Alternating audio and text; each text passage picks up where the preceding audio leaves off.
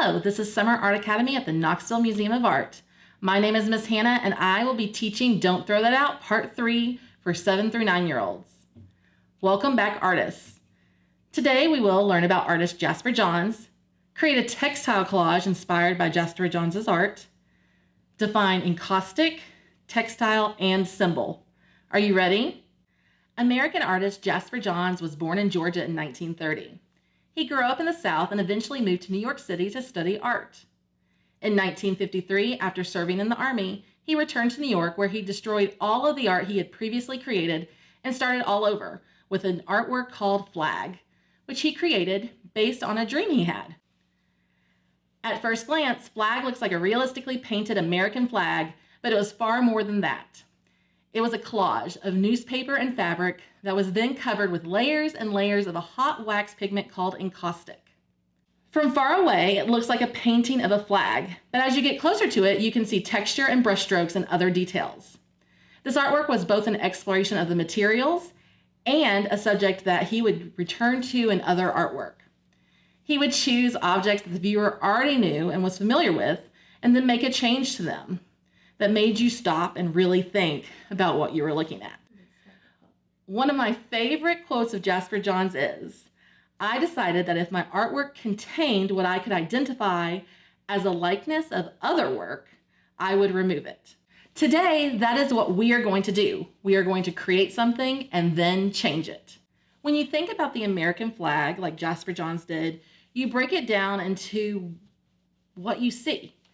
And what we see is red, white, and blue, the colors. We see the symbols of the stars and the stripes. We see the placement of those stars and stripes.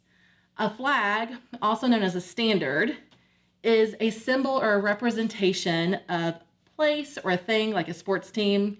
And today we are going to be creating our own flags using textiles or fabric.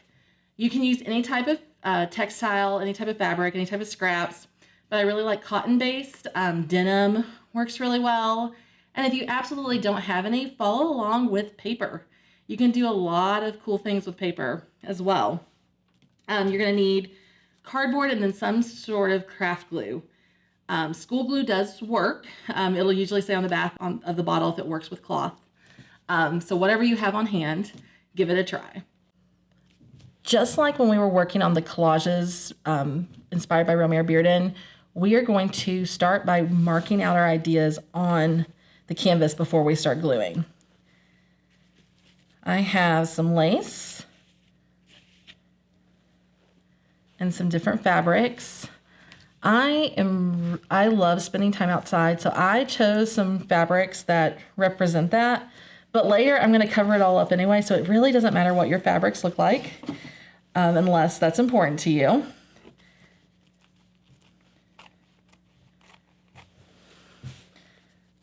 If you have a good pair of kid scissors, they tend to work really well for cutting. If not, you can ask an adult if they have other scissors.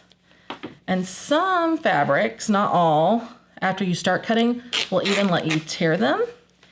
And you will get some strings, but that just kind of, you can either pull them out or you can let them add to your composition. So I'm going to add, just lay some things out where I think they might be interesting. Cut some more fabric. Now your flag does not have to represent any other flag. It doesn't have to follow the Stars and Stripes model. You can choose to work vertically or horizontally. You can have fabrics that make different shapes. Maybe I should make a mountain to remind me that I live in Tennessee. That could work. And you also don't have to worry about all of your fabric pieces being flat. One really cool thing about working with textiles is you can do creative things like folding,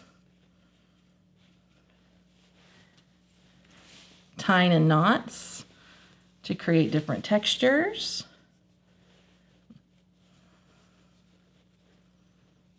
So I'm going to tie some knots.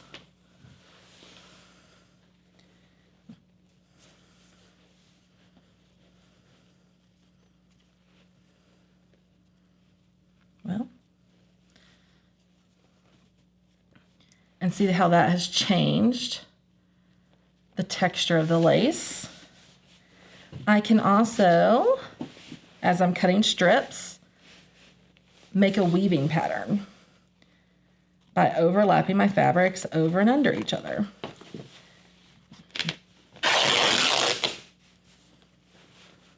So I put a piece down on this side. I overlapped it with a piece on this side. Now back to this side.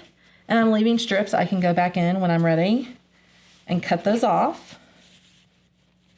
Right now, I just want to get my idea down. You also have some great sketchbooks you created. And so if you want to, you could sketch some ideas in your sketchbook before you start laying it out. But I really like to work with the material, and I will often start with the material. Once you think you have a pretty clear idea of what you're going to be doing, you can start off by either squeezing your glue on if you have it in a squeeze bottle, or using a paintbrush or even a popsicle stick to paint your glue on. You can also mix glue with a little bit of water and create kind of a dip for your fabric. So I'm just gonna set that on. You want it to be pretty tacky, so expect your hands to get some glue on them. And if you prefer to keep them clean, have a wet paper towel or a clean wet sponge nearby, and you can just wipe your hands as you go. That is my preferred method.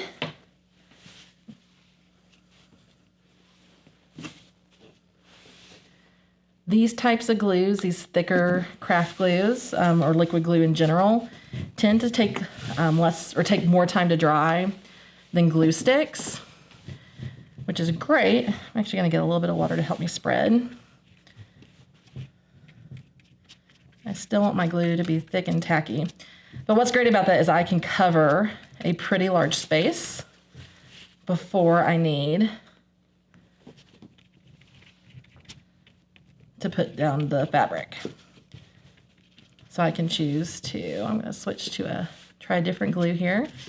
This one is Mod Podge instead of tacky glue. You don't need a lot of different glues, but I did want to demonstrate how different glues are working, and you can see which ones you like best or which ones are available to you.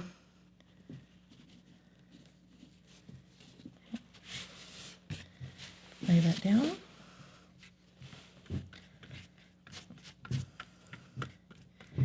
If you are like me and you get really involved in what you do, put your glue in a smaller container. So if you have a spill, it doesn't spill the whole container. I always have to make sure my bigger containers are far away from me. I almost forgot. Remember, I'm doing a weaving pattern, so I need to make sure there is glue on the top part of my fabric as well.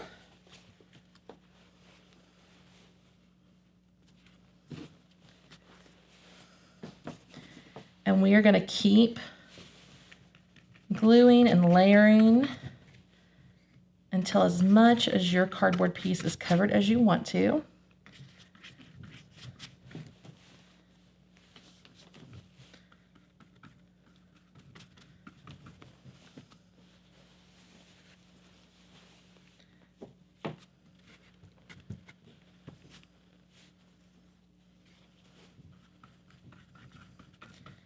These glues do dry clear, but if you happen to put a thick piece on it like that, you can just brush it out. And do you remember I mentioned that we will be covering our fabrics later? We will be transforming them again. So you don't have to worry too much if there's a part you don't like.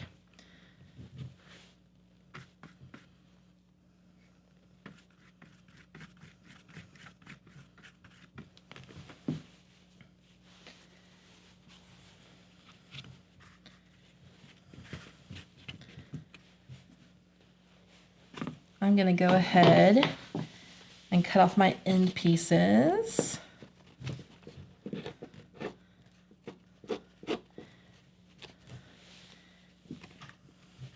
And we'll do a pickup test.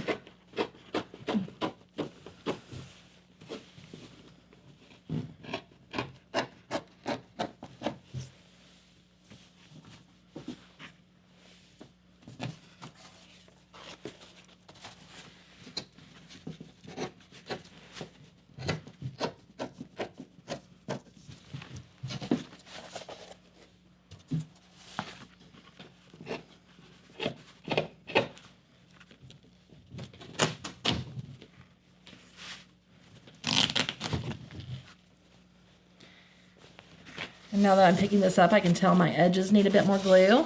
I'm still going to add a part to that. But if you are looking closely, you can see the overlapping weaving pattern we've created.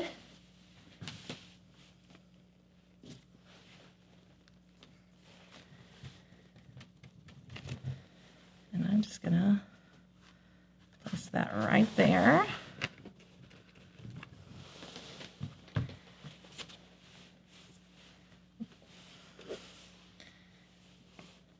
Now on thicker pieces like this where I've done knots, you might want to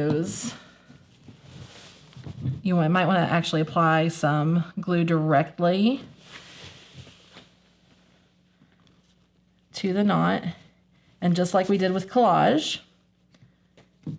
hold it down. And once you've put it down, try not to pick it back up. Holding things for 10 to 20 seconds really does help, so you can sing happy birthday or count to 10. Just take your time.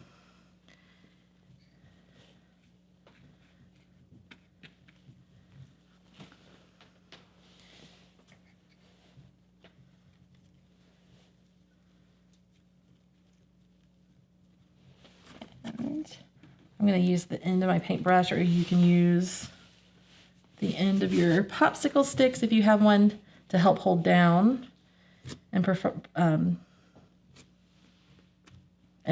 put extra pressure on the fabric.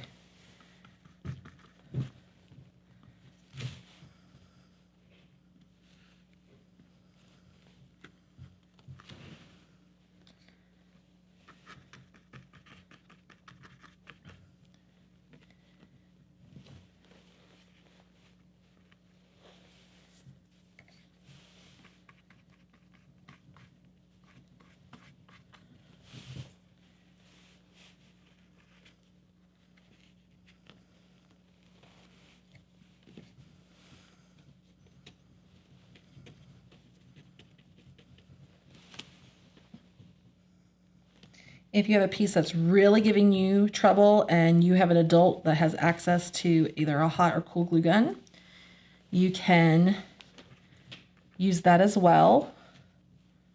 I would just wait till everything's fully dry and see if you have any pieces that are giving you trouble,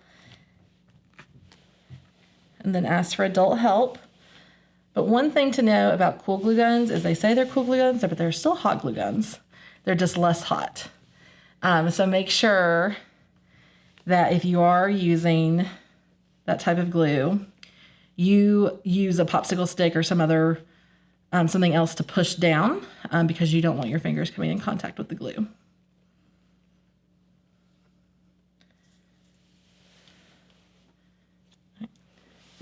I've shown you some ways to layer and weave. We've done some knots. You can also fold fabrics. Let's get something new.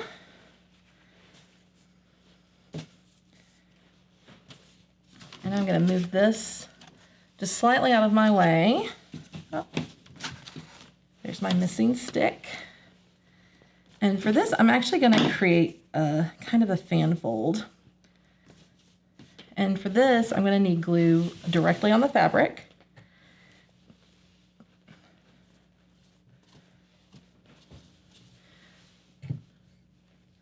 You can scrunch and kind of scrunch up your fabric and do different.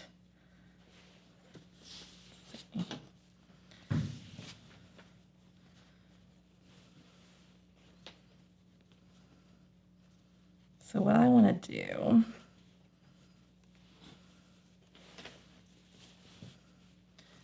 is I folded one edge down. I'm going to go ahead and cover my cardboard so it's ready.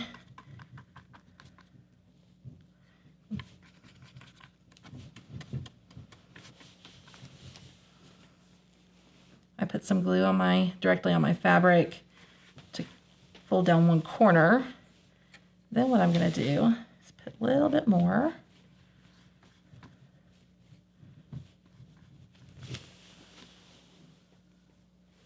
I'm just grabbing a little pinch in my hands and I'm pressing it down into that glue and layering that fabric on top of itself.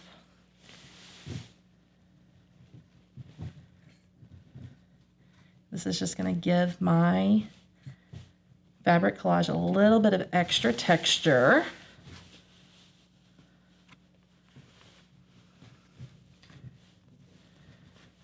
So when we add more layers later, it'll adhere to all these different crevices we're making and be more appealing to the eye. You can also create texture by just layering. You can layer up and up if you want. It does not have to be flat at all.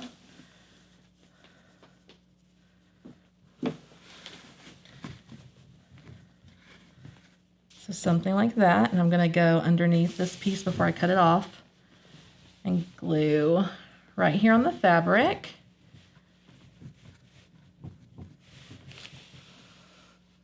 And fold that part back. So that way when I cut this piece off, the top part is glued down.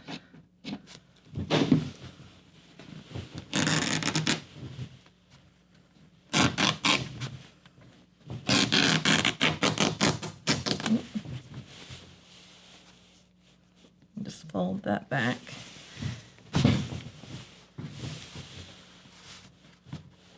Okay.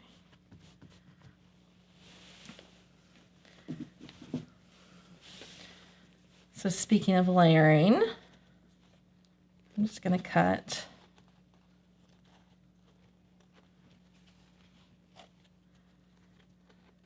if you're having struggles with the fabric, open your scissors wide and get the fabric deep into the scissor and then cut.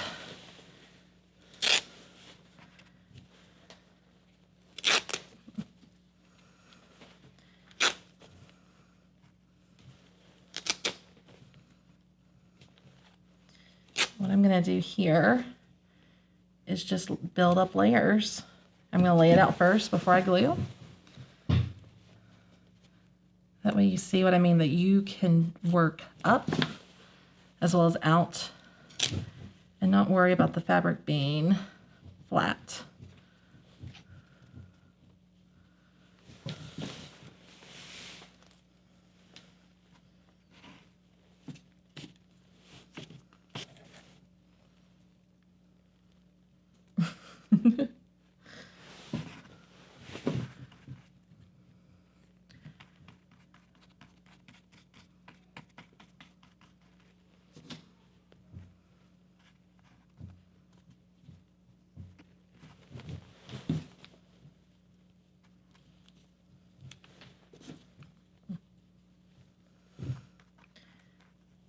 I'm putting enough on that segment to let it soak through all the layers so that way they connect to each other.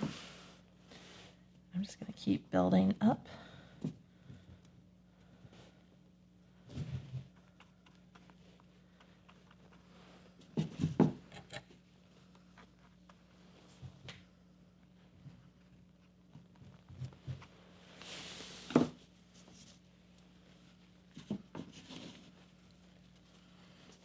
You can also use your scissors to create texture. So I've been using it to cut pieces like this, but I could also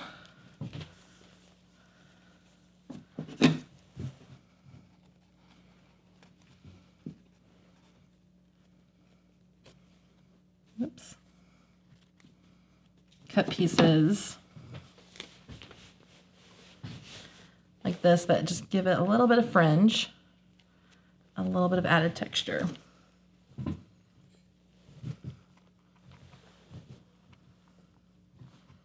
Like that.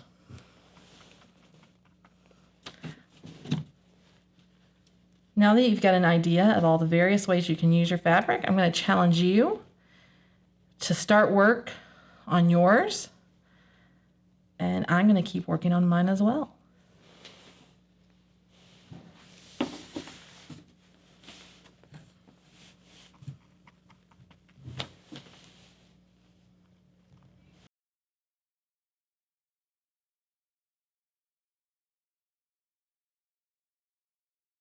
Earlier, we read the quote by Jasper Johns, "I decided that if my work contained what I could identify as a likeness to other work, I could remove it." And that's what we are about to do. Earlier in part 3, we created a collage out of fabric and made our own flag inspired by Jasper Johns' artwork flag, where he recreated the American flag. So we have created a flag that represents us in some way. Now we are going to recreate it by covering it up. For this project, we are going to need white paint and some type of paintbrush. The sponge brushes and the industrial paintbrushes are my favorites, but you can use anything you have on hand. You could even use a stick to apply paint. And what you're going to do is just start covering your flags. Nice, thick paint. Really get in there and cover everything you put down. This is what Jasper Johns did with his artwork flag.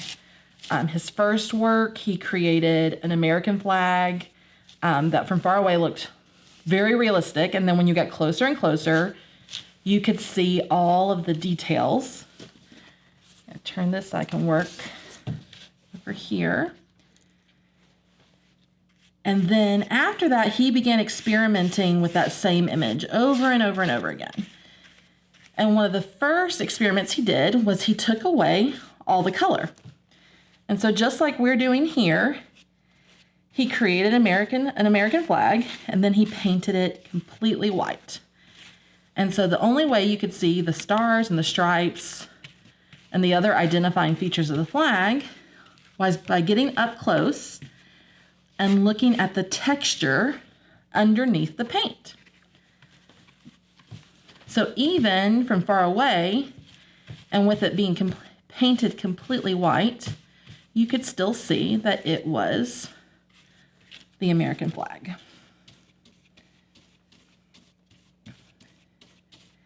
And I'm just covering everything with my brush and getting in there.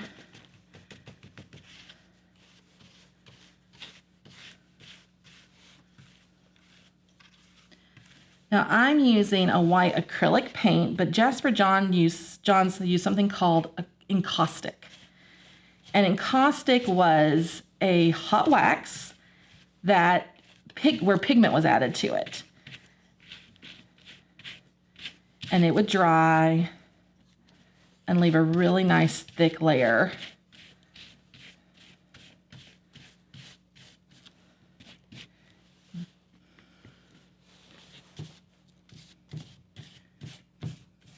So I used lace for this part, and so I'm really getting in there and making sure I cover all those details.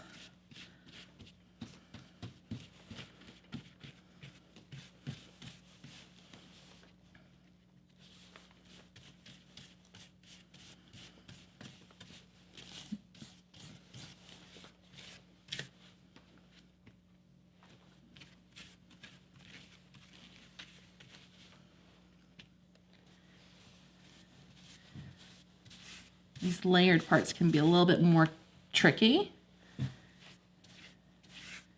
So after I brush some paint on, I'm going to actually go into each crevice.